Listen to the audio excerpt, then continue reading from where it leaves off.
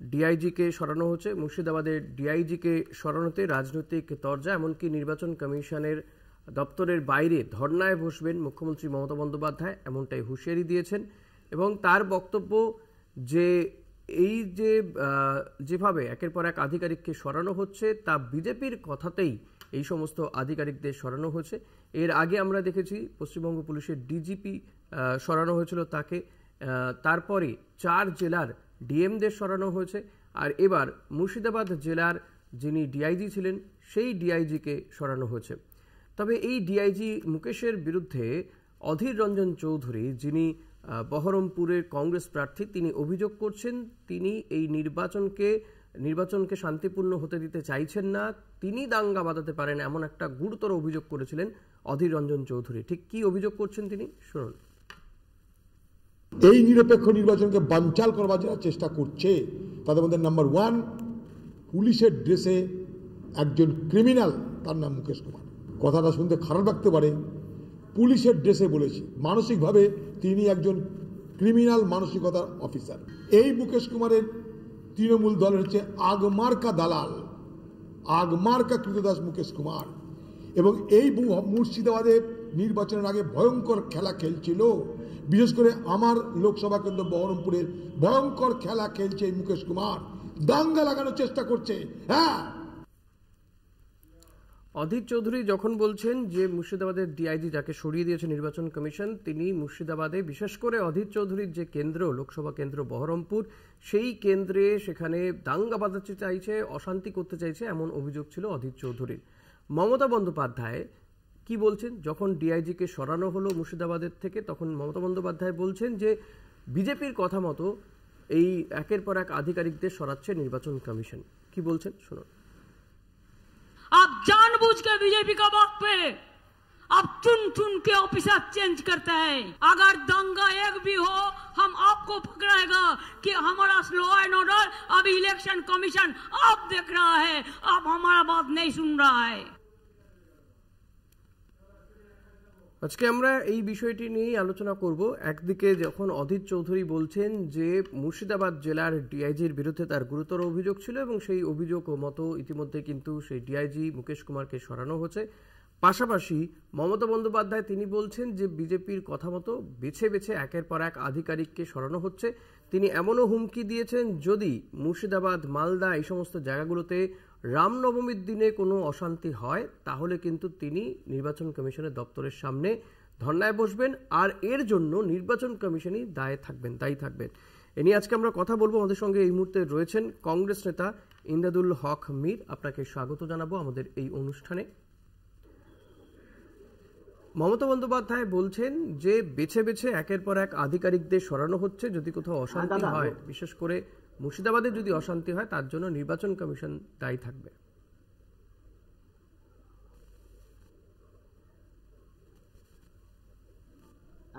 দেখুন দাদা, মমতা ব্যানার্জি পুলিশের প্রতি ভরসা, বাংলার মানুষের প্রতি তার ভরসা নাই।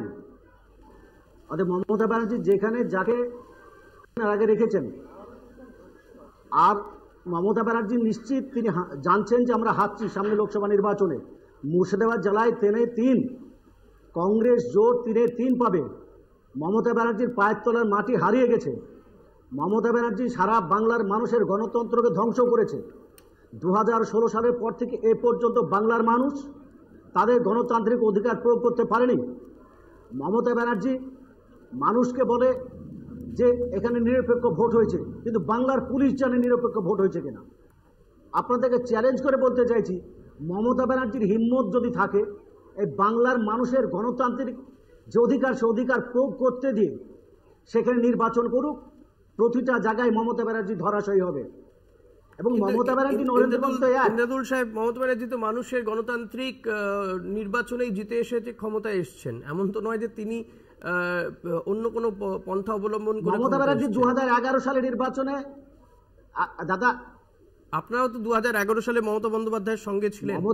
মমতা ব্যানার্জি 2011 সালের নির্বাচনে, বিধানসভা নির্বাচনে মমতা ব্যানার্জি গণতান্ত্রিক উপায় কিন্তু ক্ষমতা এসেছিল।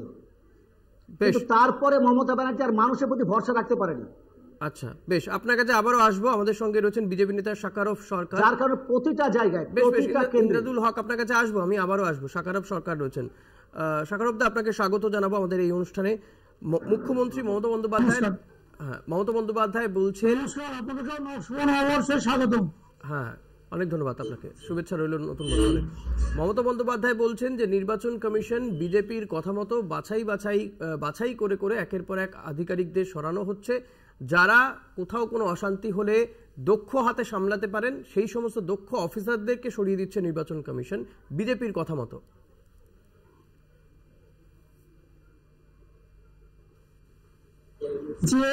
যে যেটা বোঝে সে সেটা বলেন। ওনার রাজনৈতিক জীবনটাই তো এইরকম। উনি পঞ্চায়েত এবং পৌরসভা নির্বাচনের ক্ষেত্রেও একইভাবে নিজের খুশি মতো থানার ওসি এবং আইসি, এসডিপিও, ডিএমদেরকে সরান এবং এই লোকসভাটা মুর্শিদাবাদ জেলা তাদের লক্ষ্য বলে আজকে মুর্শিদাবাদ জেলা যে এসপি ছিলেন 2018 সালে মুকেশ কুমার, সেই মুকেশ কুমারকে মুর্শিদাবাদ বিভাগ ডিআইজি করেছেন। আজকে ডিআইজি করার কারণ কি? এটা মমতা ব্যানার্জি উত্তর দেন। আর এটা তো মমতা ব্যানার্জি করেছেন, মুখ্যমন্ত্রী, পুলিশ মন্ত্রী। আর এখন ইলেকশনটা চলছে নির্বাচন কমিশনারের আন্ডারে। এটা অমিত শাহর আন্ডারে নয়, অমিত শাহজি বা মোদীজির আন্ডারে চলছে না। কিন্তু শাকারফ দা, এই নির্বাচন কমিশনকেই তো রাহুল গান্ধী কটাক্ষ করে বলছেন যে সমস্ত কিছুই নিজেদের, রেফারিও নিজেদের, টিমও নিজেদের, এবং বিরোধী দলের রাজনৈতিক নেতাদেরকে একের পর এক তুলে নিচ্ছে বিভিন্ন কেন্দ্রীয় এজেন্সিগুলো। ফলত সবটাই ম্যাচ গড়াপেটার সঙ্গে তুলনা করছেন। একদম ভুল খবর। প্রত্যেকটা নেতা গ্রেফতার হয়েছেন কোর্টের নির্দেশে।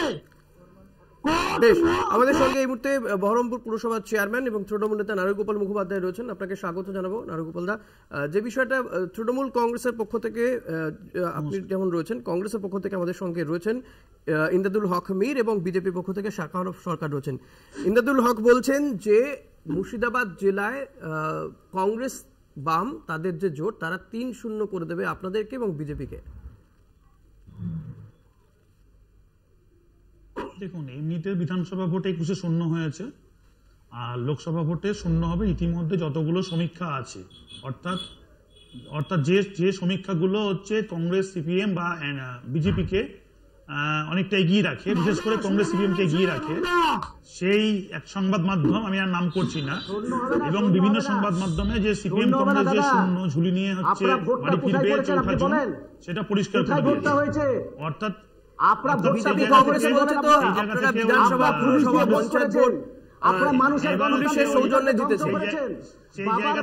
সেই জায়গা থেকে আমাদের কংগ্রেস নেতা সাহেব যিনি আছেন তিনি বলছেন যে প্রথম কথা হচ্ছে কথা বলতে গেলে পরে একটা ছোট্ট বিরতিতে যাব। বিরতির পরে আবারও আমরা এই আলোচনায় ফিরবো। নারুগোপাল দা, আপনি সঙ্গে থাকুন, বাকি যারা অতিথিরা রয়েছেন আপনাদের কাছেও আসবো। একটা ছোট্ট বিরতি নিয়ে ফিরবো, সঙ্গে থাকবেন। ফিরে এলাম বিরতির পর, দেখছেন নারদ।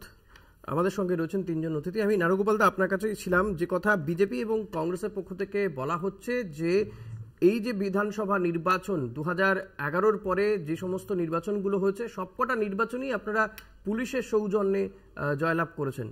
গণতান্ত্রিক পদ্ধতিতে নির্বাচন হয়নি, যা এবার হচ্ছে। মানে 11-র পরে না 21-এর পরে?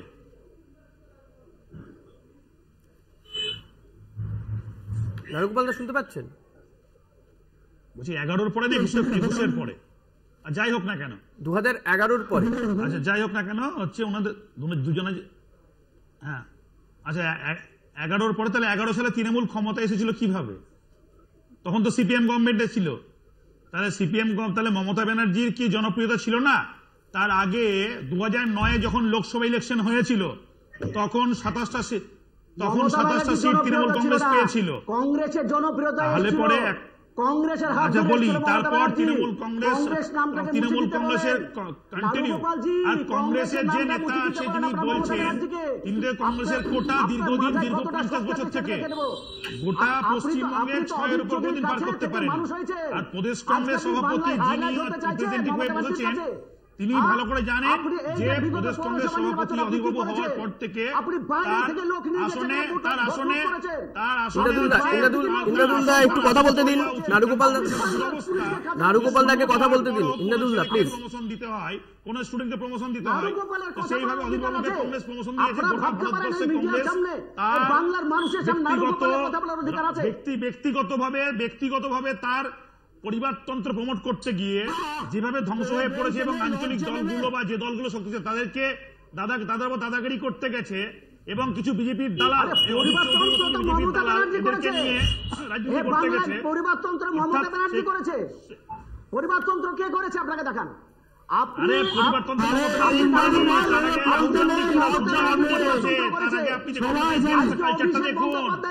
আপনাদের ঘরে ঘরে আছে নেতা মন্ত্রীদের ছেলে মেয়েরা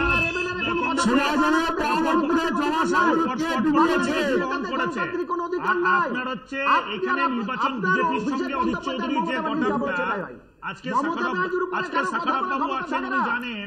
বেশ বেশ ইন্দ্রদুলদা আপনি বলছেন এই রাজ্যে পরিবারতন্ত্রের কথা বলছেন। নারুগোপালদা প্লিজ একটু থামুন। ইন্দ্রদুলদা আপনি এই রাজ্যে পরিবারতন্ত্রের কথা বলছেন, কংগ্রেসের আন্দোলনে কি পরিবারতন্ত্র নেই? সাখারাপ বাবুদের পার্টি নরেন্দ্র মোদীজি প্রধানমন্ত্রী স্বয়ং প্রধানমন্ত্রী তাকে নারুগোপালদা প্লিজ একটু থামুন। আমি ইন্দ্রদুলদার কাছে প্রশ্ন রেখেছি, কংগ্রেসের মধ্যে কি পরিবারতন্ত্র নেই? কংগ্রেস কি পরিবারতন্ত্রের বাইরে? আজকে অধীর চৌধুরীর বিরুদ্ধে লড়াই করছে। যে সিপিএম তার দোষর সিপিএমকে নিয়ে আপনাদের দুজনের লড়াইতে আখেরে সাকারুদ্দা আসছে। নির্বাচন কমিশনে আপনারা কেন্দ্রে জোট করে লড়াই করছেন, ইন্দ্রদুল সাহেব এবং নারুগোপালদা। আপনাদের এই যে এখানকার লড়াই দেখে সাকারুদ্দা হাসছেন।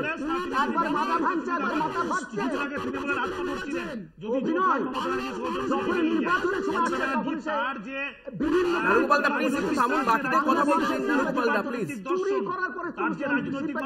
সেই জন্য মমতা ব্যানার্জি বাংলার মানুষকে লুট করেছেন আপনারা। সিপিএম না বিজেপি না কংগ্রেসের, অর্থাৎ এই লোক মানে একটা সামাজিক অবক্ষয় তৈরি হওয়া, সেই জন্য মমতা ব্যানার্জি তার সঙ্গে লোকালি কোন রকম ভাবে কম্প্রোমাইজ করেনি। নারুগোপালদা হয়ে গেছে আপনার বলা। আমার প্রশ্ন আপনার কাছেই আবারও আসবো, আমি একটু পরে আসবো। আমি তার আগে সাকারুদ্দার কাছে যাবো। সাকারুদ্দা, এই যে কংগ্রেস তৃণমূলের এই যে লড়াই, এই লড়াই তো কোথাও গিয়ে কিন্তু আপনাদেরকে সুবিধা পাইয়ে দিচ্ছে। ইন্ডিয়া জোট আছে বলে মনে হয় আদৌ? আপনাদের এটা মনে হচ্ছে লড়াই, কিন্তু তৃণমূল কংগ্রেসের জন্মই হচ্ছে কংগ্রেসের গর্বে। অতএব এরা সম্পূর্ণটাই নাটক করে। 2022 সালের 25শে ফেব্রুয়ারি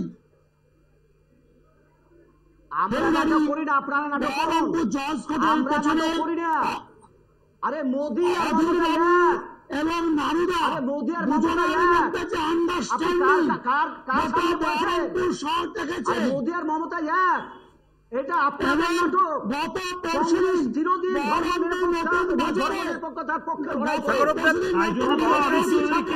কংগ্রেস বলছে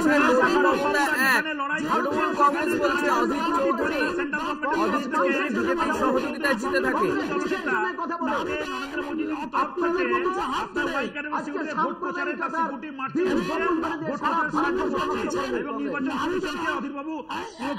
তার পক্ষে নিয়ে নিয়েছেন।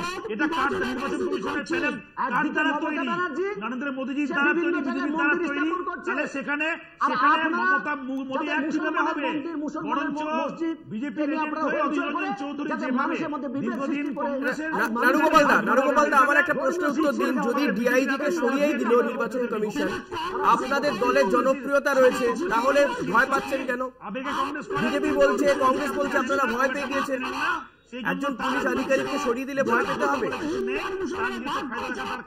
সেই ফায়দাটা তিনি চেষ্টা করছেন, কিন্তু তার পরাজিত এবার নিশ্চিত। সাগরদা প্রশ্ন করতে দিন, প্রশ্ন শুনুন। সাগরদা মাঝখানে কথা বলতে কেউ শুনতে পাবে না কিন্তু। রানুগোপাল দার কাছে উত্তর আছে। যদি তৃণমূল কংগ্রেসের জনপ্রিয়তা থাকে তাহলে একজন পুলিশ আধিকারিককে সরানোর পরে এতটা ভয়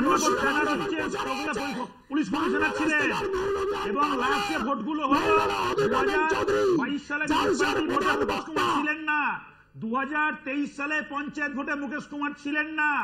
আপনাদের বুঝতে হবে 2019 সালে যখন অদিত চৌধুরী যেতে তখন মুকেশ কুমার সাহেব এখানে এসপি ছিলেন। অর্থাৎ অদিত চৌধুরী যে খুনের সিন্ডিকেট, অদিত চৌধুরী যে রাহাজানি করে মাস্তানি করে ভয় দেখিয়ে যেভাবে খুন সন্ত্রাস তৈরি করে বহরমপুর সহ একাধিক জায়গায় তৃণমূলকে দাবিয়ে রেখেছিলেন। বেশ, আজকে আমাদের আর সময় নেই। সাগরদা, নারুগোপাল দা এবং ইমদাদুল হক, আমাদের আজকে আর সময় নেই। এখানে আমাদের আজকে অনুষ্ঠান শেষ করতে হবে। তবে আমরাও অধীর আগ্রহে তাকিয়ে থাকবো এই বিশেষ করে বহরমপুর বা মুর্শিদাবাদ জেলাতে কি হচ্ছে। অন্যান্য যে সমস্ত জেলাগুলো বা রাজ্যের 42টা কেন্দ্রের দিকে নজর তো থাকবে, কিন্তু আকর্ষণের কেন্দ্রবিন্দুতে অতি অবশ্যই থাকবে মুর্শিদাবাদের বহরমপুর এই লোকসভা কেন্দ্রটি। আজকের মতো নারদ এখানে শেষ করছি। আপনাদের প্রত্যেককে ধন্যবাদ জানাবো আমাদের দর্শকদেরকেও। দেখতে থাকুন কলকাতা টিভি, রাত দিন 7 দিন।